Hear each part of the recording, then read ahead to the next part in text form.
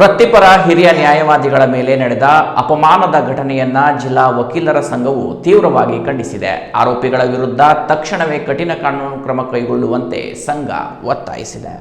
ವೃತ್ತಿಪರ ಹಿರಿಯ ನ್ಯಾಯವಾದಿಗಳ ಮೇಲೆ ನಡೆದ ಅಪಮಾನದ ಘಟನೆಯನ್ನು ಜಿಲ್ಲಾ ವಕೀಲರ ಸಂಘವು ತೀವ್ರವಾಗಿ ಖಂಡಿಸಿದ್ದು, ಆರೋಪಿಗಳ ವಿರುದ್ಧ ತಕ್ಷಣವೇ ಕಠಿಣ ಕಾನೂನು ಕ್ರಮ ಕೈಗೊಳ್ಳಬೇಕೆಂದು ಸಂಘ ಒತ್ತಾಯಿಸಿದೆ.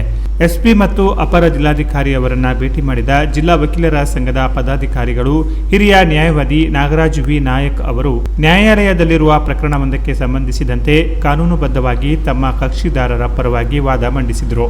ಇದೇ ವಿಷಯವನ್ನು ಮನಸ್ಸಿನಲ್ಲಿಟ್ಟುಕೊಂಡ ಗೋಪಾಲಕೃಷ್ಣ ನಾಯಕ್ ಹಾಗೂ ಅವರ ಸಂಗಡಿಗರು ಮೇ 6ರಂದು ರಾತ್ರಿ ಅಂಕೋಲಾ ತಾಲೂಕಿನ ವಂದಿಗೆ ಗ್ರಾಮದಲ್ಲಿ ನಡೆದ ಯಕ್ಷಗಾನ ಕಾರ್ಯಕ್ರಮದ ಸಂದರ್ಭದಲ್ಲಿ ಹಿರಿಯ ನ್ಯಾಯವಾದಿಗಳ ಮೇಲೆ ದೌರ್ಜನ್ಯ ಎಸಗಿದ್ದಾರೆ. ಕಾರ್ಯಕ್ರಮಕ್ಕೆ ಅತಿಥಿಯಾಗಿ ಆಗಮಿಸಿದ ನಾಗರಾಜ್ ನಾಯಕ್ ಅವರಿಗೆ ಸಾರ್ವಜನಿಕವಾಗಿ ಅವಾಚ್ಯ ಶಬ್ದಗಳಿಂದ ನಿಂದಿಸಿ ಭಾಷಣ ನಿಲ್ಲಿಸು, ನಿನ್ನನ್ನು ಕೊಂದು ಹಾಕುತ್ತೇವೆ ಎಂದು ಜೀವ ಬೆದರಿಕೆ ಹಾಕಿದ್ದಾರೆನ್ನಲಾಗಿದೆ.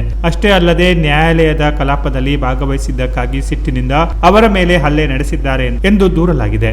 ವಕೀಲರು ತಮ್ಮ ಕಕ್ಷಿದಾರರ ಪರವಾಗಿ ನ್ಯಾಯಾಲಯದಲ್ಲಿ ವಾದ ಮಂಡಿಸುವುದು ಅವರ ವೃತ್ತಿಧರ್ಮ ಹಾಗೂ ನೈತಿಕ ಹೊಣೆಯಾಗಿದೆ. ಆದರೆ ಗೋಪಾಲಕೃಷ್ಣ ನಾಯಕ್ ಎಂಬುವವರು ಈ ಹಿಂದೆ ಕೂಡ ಸಾಮಾಜಿಕ ಜಾಲತಾಣಗಳಲ್ಲಿ ವಕೀಲರ ಕುರಿತು ವ್ಯಂಗ್ಯವಾಗಿ ಪೋಸ್ಟ್ ಮಾಡುವ ಮೂಲಕ ಅವರ ತೇಜೋವಧೆ ಮಾಡಿದ್ರು.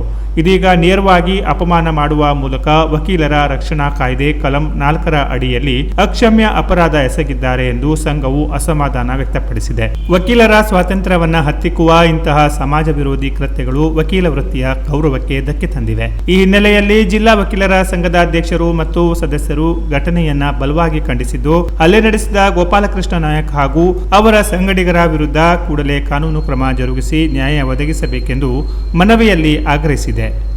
ಮನವಿ ಸಲ್ಲಿಕೆಯಲ್ಲಿ ಜಿಲ್ಲಾ ವಕೀಲರ ಸಂಘದ ಪದಾಧಿಕಾರಿಗಳು ಇದ್ದರು. Canara plus news, Karwar.